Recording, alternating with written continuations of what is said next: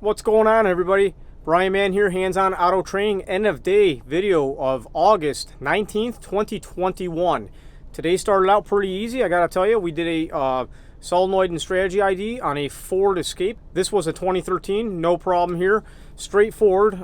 Next we went back to that 2003 Infiniti FX45. This is the one that I had worked on, and I diagnosed it as a bad computer for no communication. Well, I'm back on this one, and we are working with some other issues here. The fuel trims were way out of whack when I got there. We were running way lean. Short term at idle was adding plus 25 for both banks, and this continued no matter what I did. Even raising the RPM up, this continued, which was making me think something else may be going on, a fuel delivery issue. But I started investigating a little bit. This thing's being a real treat here. I'm gonna try to spray down here and just listen to this thing.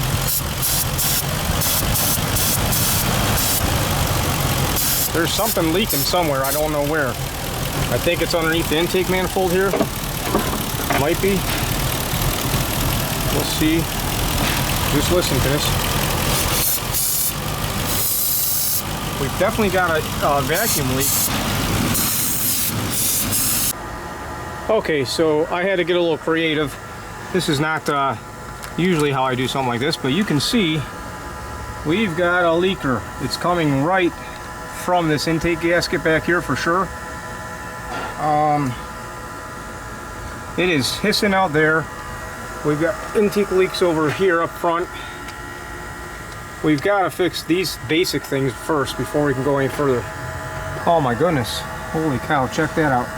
I hope this comes out on camera. Let me see if I can get to where it is here. Oh, look at that smoke rolling out of there. Now, I really think this vehicle has other issues, but we gotta fix these big problems first. After this, we took a look at a 2004 F250 that had a bug in the mass airflow sensor. Literally, that's all it was.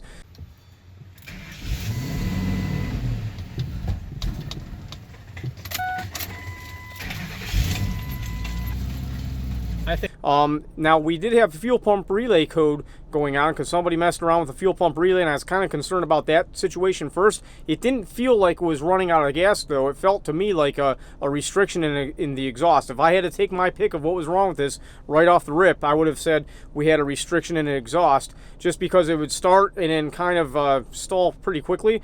But we had a problem on the other end. We had a mass airflow issue. I had trouble communicating with this vehicle.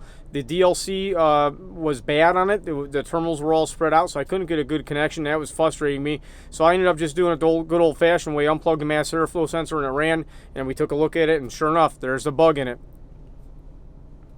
Next, I was on to a 2000 GMC Envoy that supposedly would start cranking by itself. Now, this thing has a remote start in it, aftermarket baloney. I have all kinds of odd issues going on. This vehicle cranks by itself sometimes, does all kinds of weird stuff. The first thing I told my customer we're going to do is get all this garbage out of here. We're going to rip this aftermarket remote start out. I ripped all this junk out and started fresh. At this point, what I did is I did a security alert, and we still had a crank no start, and then I got further into it after I got the security light out, found out we had low fuel pressure. All right, just to see if this thing has spark or not, we're going to go ahead and take it old school here. And we'll know if it has spark or not just by whether it'll start and run by spraying some go-go juice inside here, right? You may frown at me about that. Do this at your own risk, but it's the way I've been brought up and the way I do it. So if it starts and runs and stalls, we've got a fueling issue, and these are super sensitive to fuel pressure. So we know we have spark, we just don't have fuel. Just so you guys know, if you're not familiar, this vintage of engine needs to have 60 pounds. I mean, maybe 59 pounds, 59 and a half pounds minimum to start. If you have 55 pounds, this engine will not start. This is that spiderweb style injection. After that, I had to go adjust some ride height calibrations on a 2014 Cadillac XTS. This thing was being finicky as well. We had some other issues there. I may make another video on that in the future. I'm not sure which way we're going to go with that. And then also, we did a fuel pump control module on a 2007 GMC Sierra. That was gravy train, no problems there. It's been a long, hot day, I tell you what. Thanks a lot for taking the time to watch. If you like this content, please do like and subscribe. It does take some time at the end of the day for me to make these. Have a great day, everybody.